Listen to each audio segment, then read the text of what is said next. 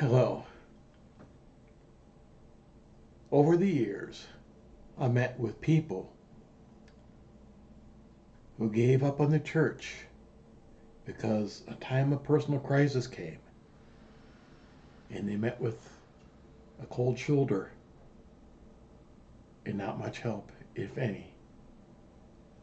There was a time, some years ago, about 20 years ago now, where I experienced a personal crisis, and I believe that I did experience a lot of the cold shoulder at that time myself. And out of that, I came to the conclusion that when others are in crisis, God's call for us is to care first. June 17, 2002, about 11:20 p.m. after I'd gone to bed to get up early for work the next day.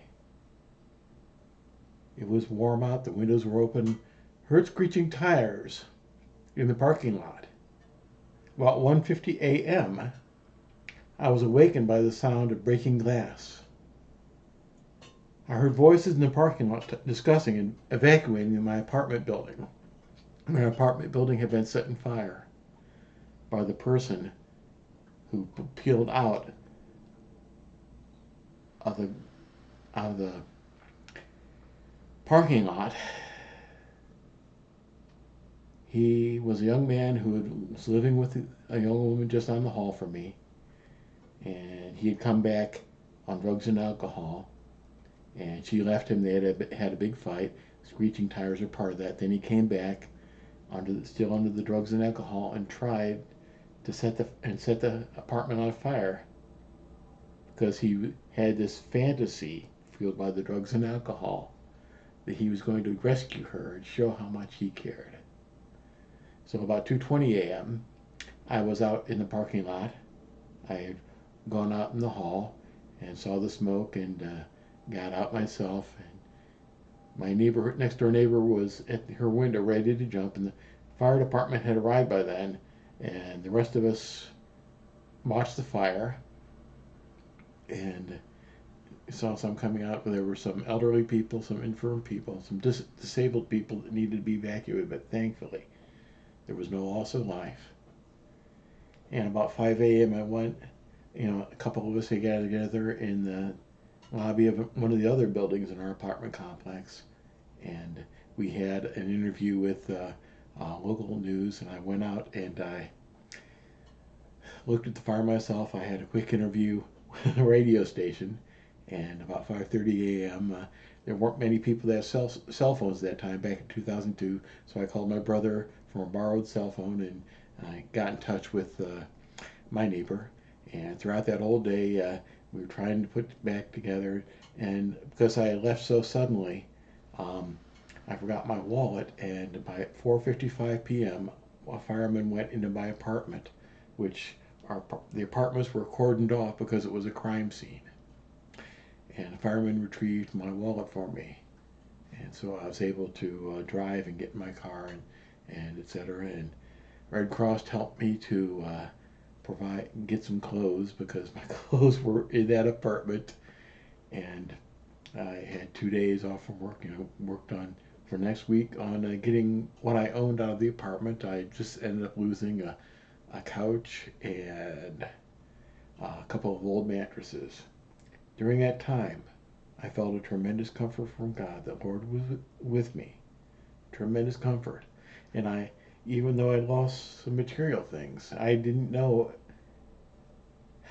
early that morning whether I had anything at all left in my life, any material things, but I knew that I had eternal life in Jesus. And I had also seen the tremendous consequences of a confused life.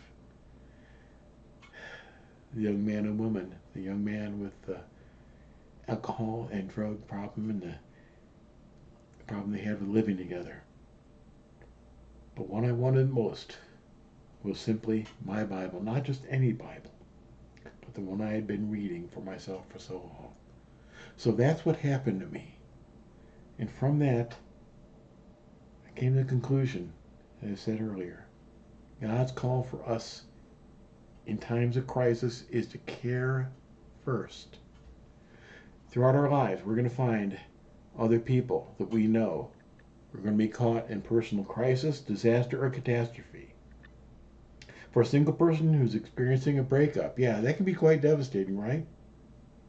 That could be a personal crisis, cause some real difficulty. Somebody can have rejection from a friend. Yeah, that they're not losing the material things in their life, perhaps, but heartbreak.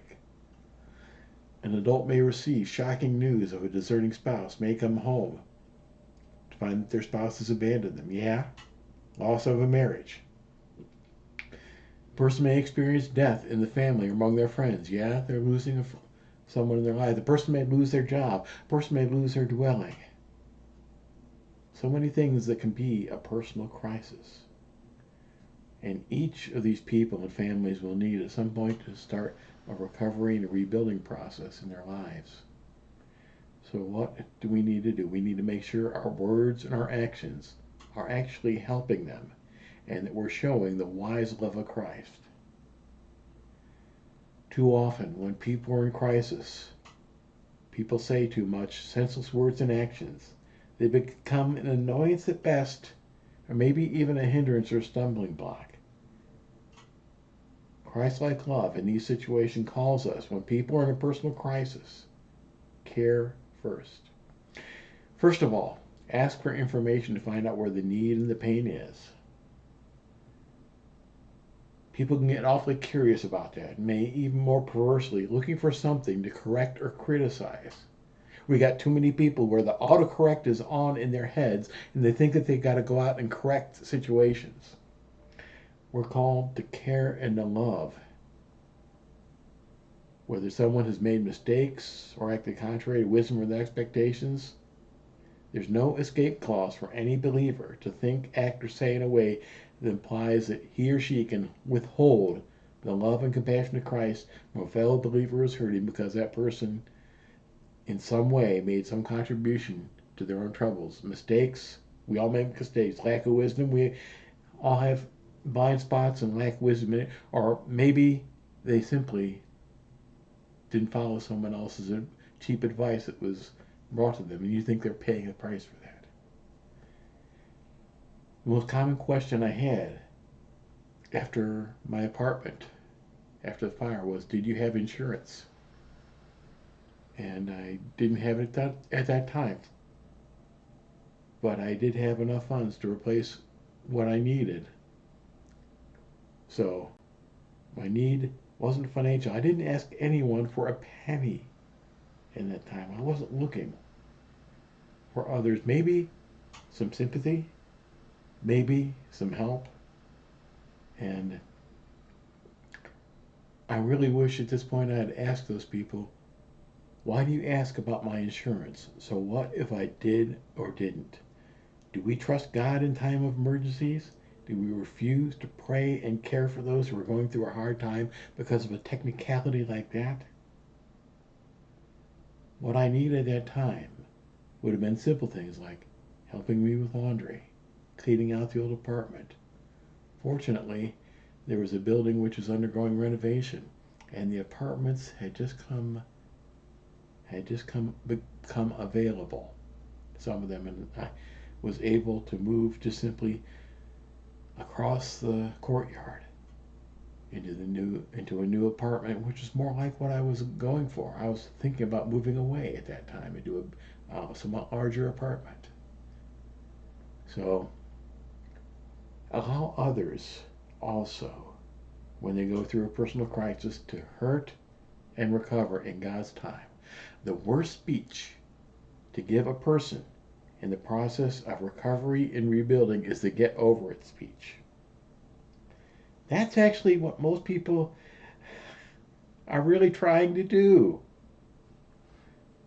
And that person wants to get back to normal life and work eventually, but needs to get over the shock, the hurt, the pain, losses, and adjust to the often radical changes which are necessary.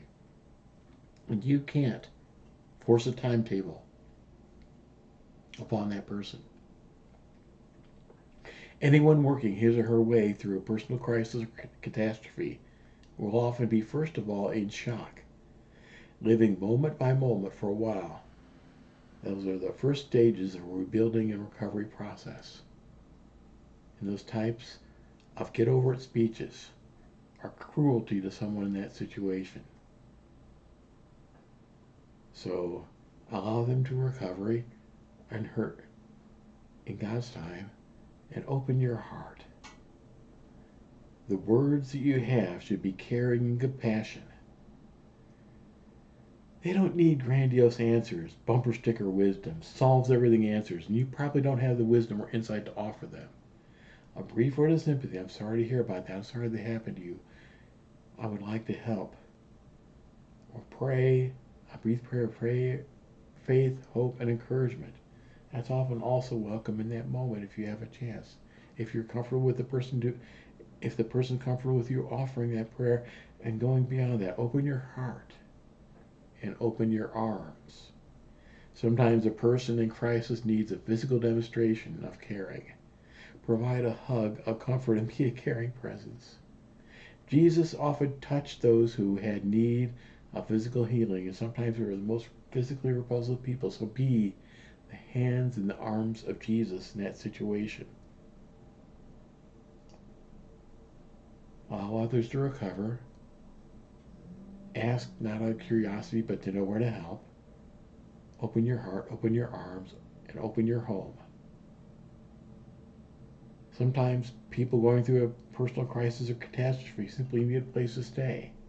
I was able to find a place with my brother and sister-in-law over the next couple days until I was able to start living in the new apartment. Be ready to provide temporary housing for those in need. Treat the person as an honored guest. Hebrews 13:2 says, "Do not forget to entertain strangers, for by doing so, some people have entertained angels without knowing it." We're called to be hospitable as believers. Open your home if there's a need there. Offer temporary housing, a place to stay. Open your hands also. Process of recovery and rebuilding may have many small tasks that need to be done. And in that time when the crisis, the catastrophe first becomes clear, the tasks may be overwhelming to that person. Be ready to help with the tasks of rebuilding. Show up with a helping hand. Ask what needs to be done. Offer to help with whatever you can. Simply have a heart and the availability of someone who's willing to serve for the sake of Jesus. And open your wallet. Yes, sometimes people do need money in those cases. Some do. That was not my personal need. I asked no one for a penny. I didn't want a penny. But for those who are in need, give sensibly. Give what you can. Give what you can. If you were there at that time, if your church has a benevolence ministry, maybe you would need to try to go for help with them. But some churches' benevolence ministries take a little while, sometimes days to weeks to respond. So maybe if you're there on that spot, maybe you're the one to provide. It may not be that much. It may just simply be lunch. Maybe you could simply ask them over for a meal, whatever. Care first. If a person is in crisis, care first. You notice those verses on there. Bear one another's burdens, and so fulfill the law of Christ. Yeah, that's what we're called to. And if we're afraid of people becoming too dependent upon us, each one will have to bear his own load. Don't think ahead as this person's going to be dependent. Well, you might get closer to that person. That person may end up loving you in Christ even more at that time. May feel bonds. The New Testament goal, our hearts would be knit together in love. So, is your life so overflowing with the love of Christ from other people, that you can afford to not freely give as you have given. So, hope this is helpful. I shared my heart with you on this, so I hope that when opportunities come, that you're there to care first when others are in crisis.